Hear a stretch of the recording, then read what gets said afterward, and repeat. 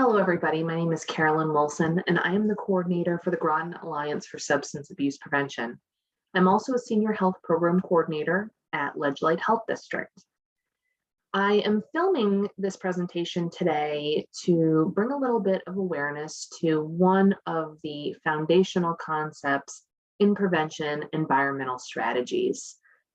In science-based and evidence-based prevention, one of the best strategies we have are environmental strategies. And I'm going to be explaining a little bit more about what that means and what that looks like and why we prioritize that in prevention. And I'm hoping if you're watching this and you're a Groton resident, some of this will be appealing to you, might strike a chord with you, and you may or may not want to be involved in the coalition or get involved in community policy change. So without further ado, I hope this is useful to you. And I also want to tell you that this is also going to be presented to the Groton Parks and Recreation Committee next week.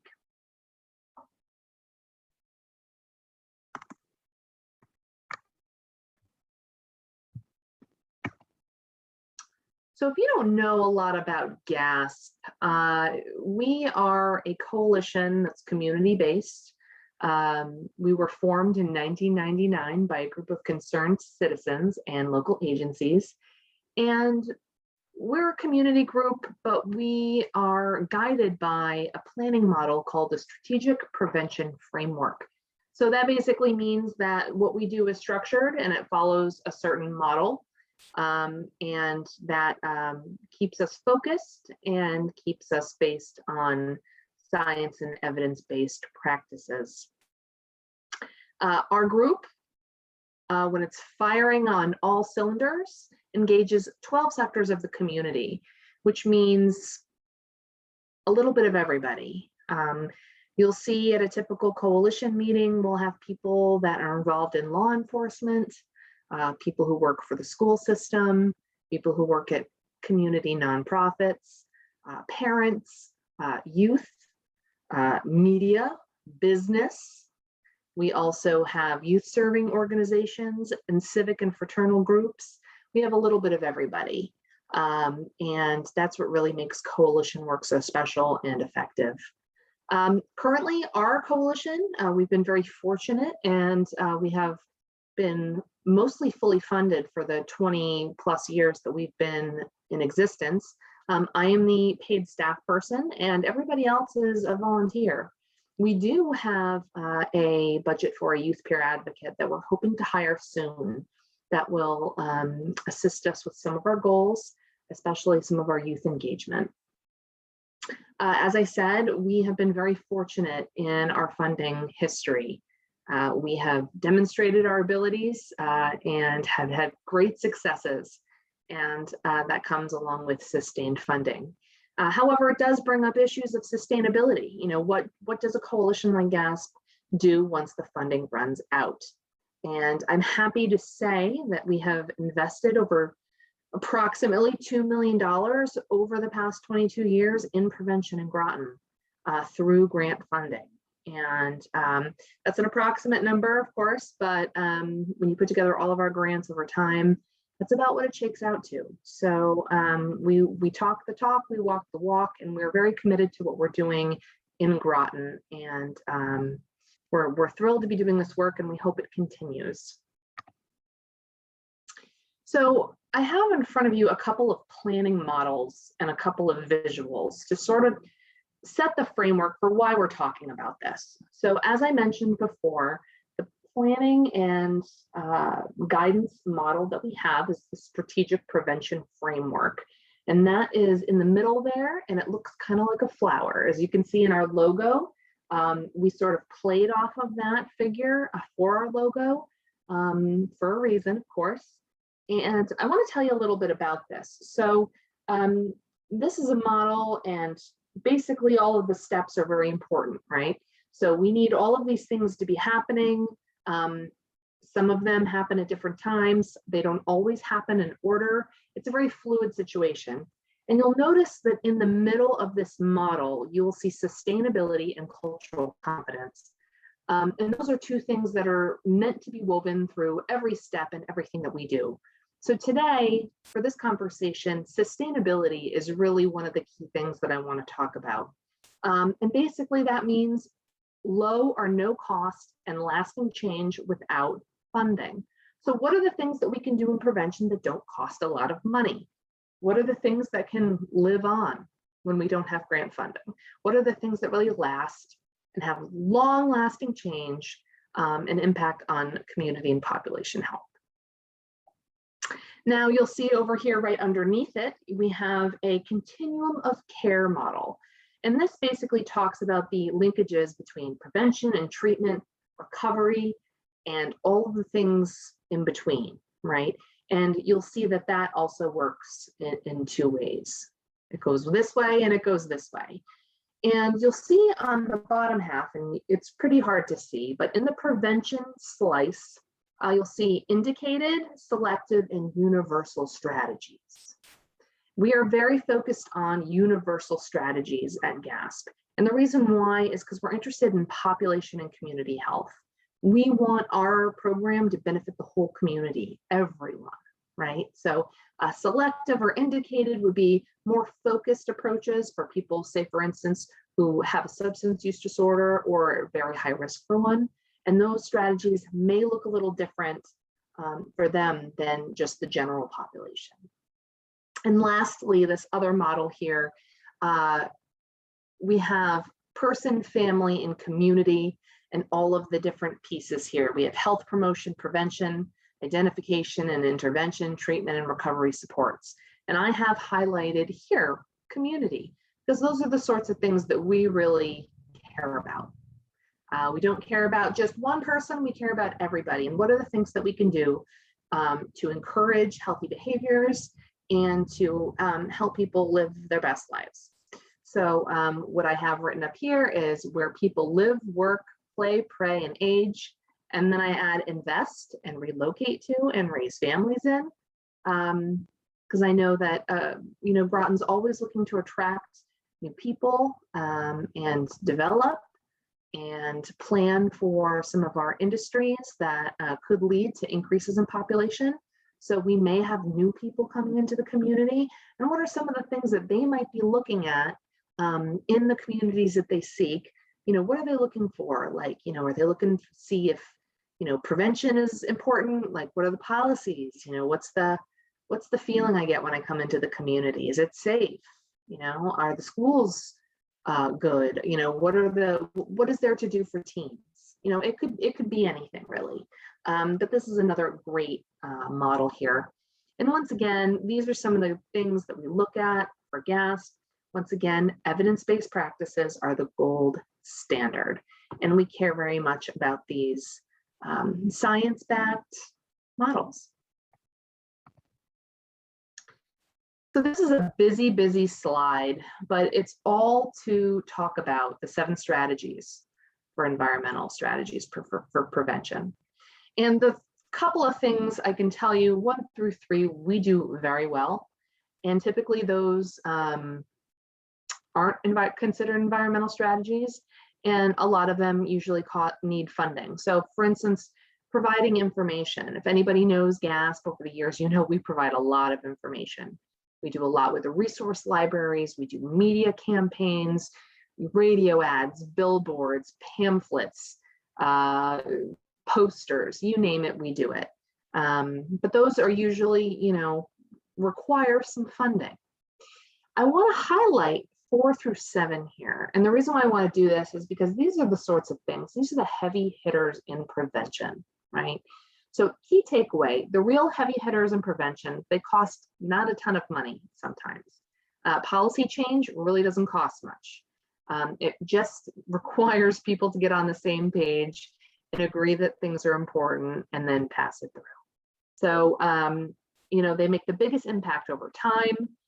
They can be very sustainable. So once again, after funding runs out, the decisions that are made for sustainability, such as policy, they last unless they're changed. But for the most part, they they affect everybody, right? So they last and they have a wide reach. And those are the things we really prioritize. Community and environmental changes for prevention. It works. We know the data over time in the communities that do evidence-based prevention. They've got the data to show that what they're doing is working. And you see that across the nation. So we know this. And policy matters. So I just want to highlight that piece. When communities are making decisions about what they want in their community and how they want their communities to look and what they prioritize, policy can speak very loudly to those things. So this is a nice picture of a recent sign that we worked with our partners over at Parks and Rec on, and it is a sign for parks and beaches, recreation areas, reminding people that they're smoke and vape free. Now we do not have an ordinance for that, but we do have signage asking people to keep the parks smoke free. And you'll see at the bottom, it's also in Spanish. So we want to make sure that everybody can read this sign. And we're very proud of things like this. And it's one example of an environmental strategy. So a couple things I want to highlight here. You can see I've highlighted a few things on here. Language sensitivity in our quest for cultural competence and making sure we reach everybody in our community. We care very much about being inclusive, right? So are our educational materials accessible to people, right? Can they get to them? Can they read them, right? We offer things in English and Spanish when we can. Very important. And of course, this sign is another example of that. Changing consequences or incentives or disincentives. This can talk about things like taxes and fines. One of the classic examples of this being something that's worked really well in prevention is the cigarette taxes. You may know that the cost of cigarettes has astronomically increased over the years, and their strategy to that, the mindset is the higher the cost, the more people will not start and possibly quit. And as we see, as the taxes have gone up, the rates have come down. Certainly, there's lots of other things that have encouraged that and made that possible. A lot of public education and policy change has also been a part of that, but that's one example that we can all recognize. Fines. So what happens if you break an ordinance? Say, for instance, what happens if you are a package store and you sell to a minor? What happens? What are the disincentives for that process? Are they strong enough? These are things we have to ask. What happens if you smoke in a park? Some communities have fines for that. And enforcement. Again, signs and signage, making sure people know what the rules are and the expectations are. And once again, the plug for policy change, right? So these things can have a very big impact on communities and populations, and we need to remember that. So again, some of you may or may not be interested in the concept of social determinants of health. Healthy places and spaces, and how does policy fit into that? Remember, we're making sure that communities across the board have opportunities for safe and healthy recreation, which is where the smoke-free parks idea comes in. And also, what do our neighborhoods and built environment look like? What are some of the planning and zoning rules that dictate what can be near a school or in a residential area or in the town at all?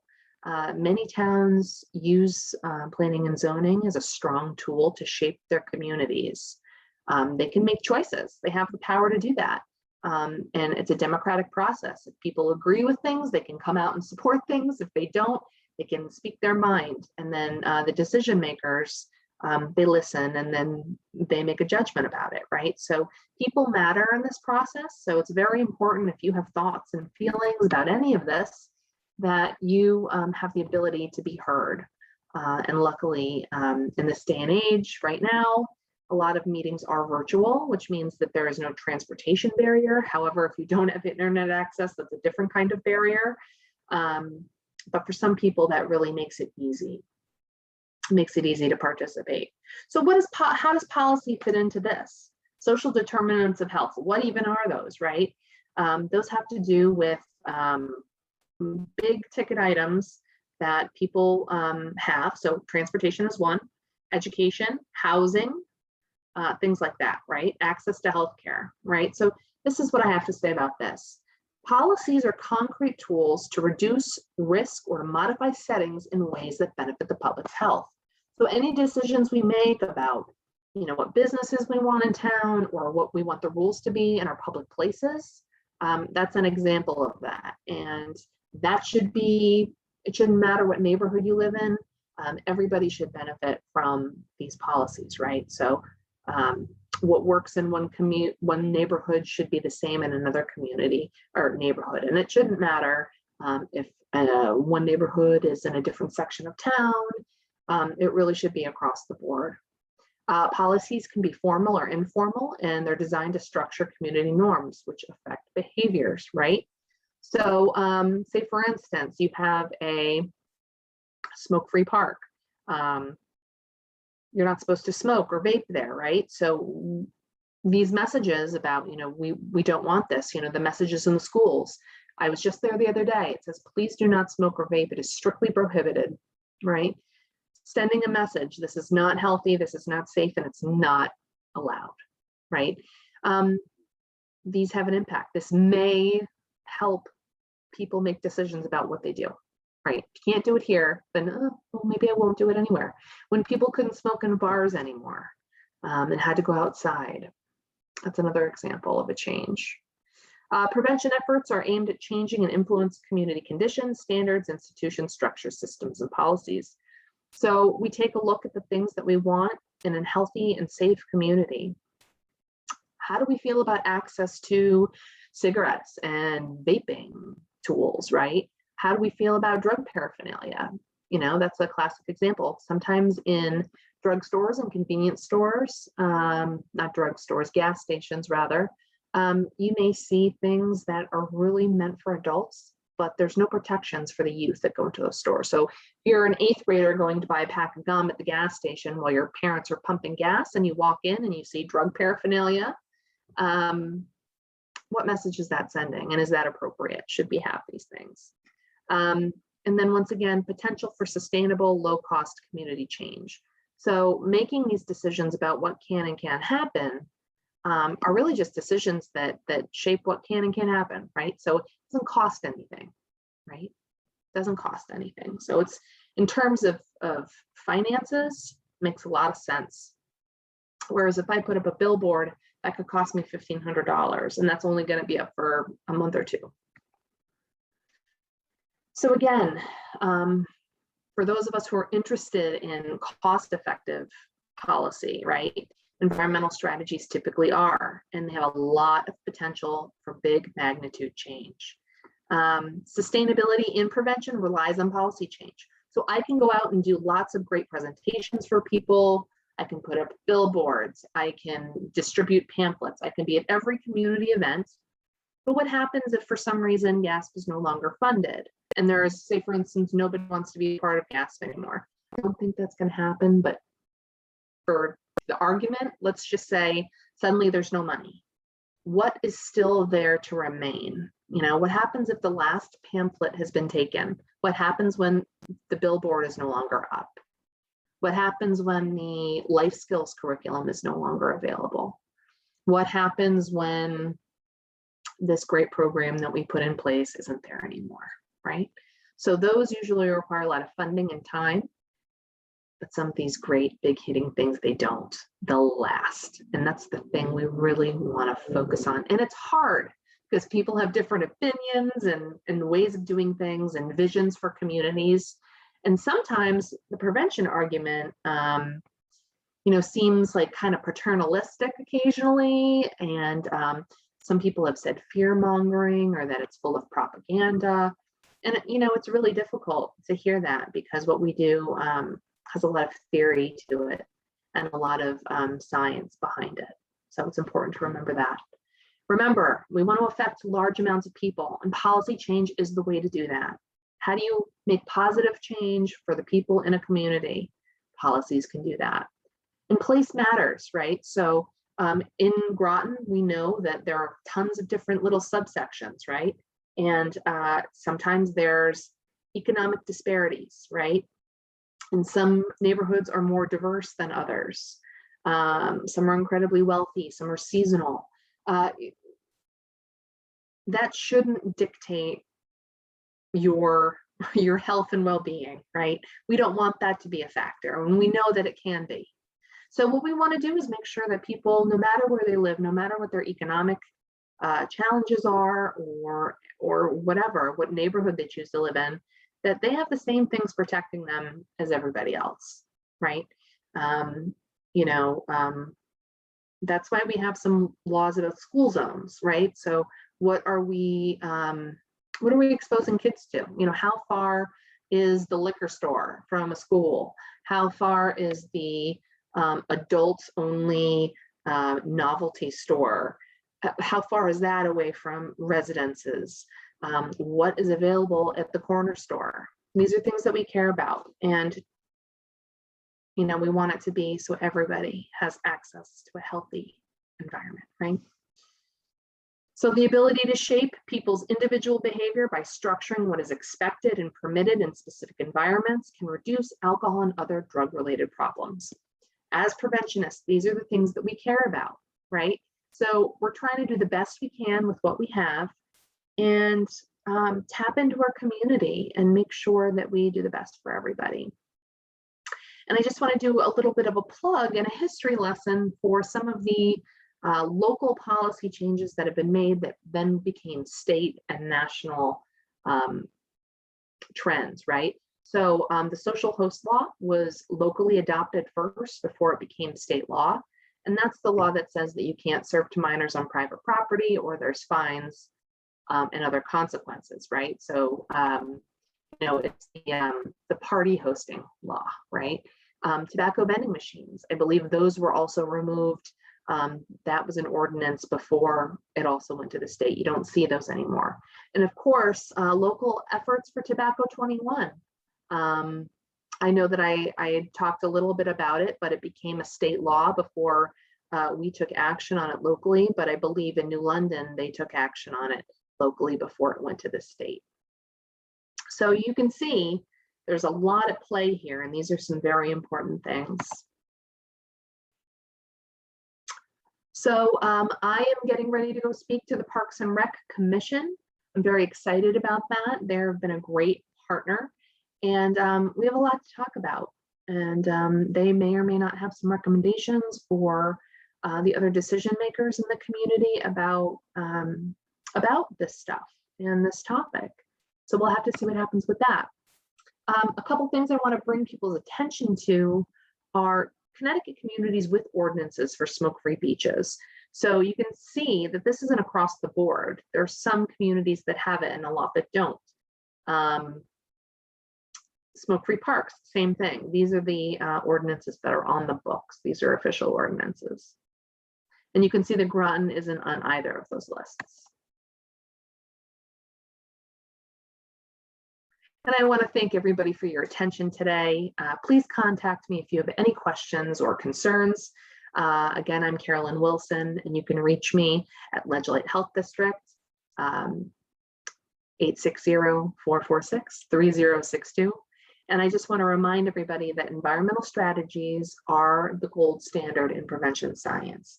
And coalitions around the world are known to influence lasting, sustainable change in their communities through policy with the help of their partners. So I just want to say thank you so much for listening today, and please contact me if you feel called to do so. Thank you so much, and enjoy your weekend.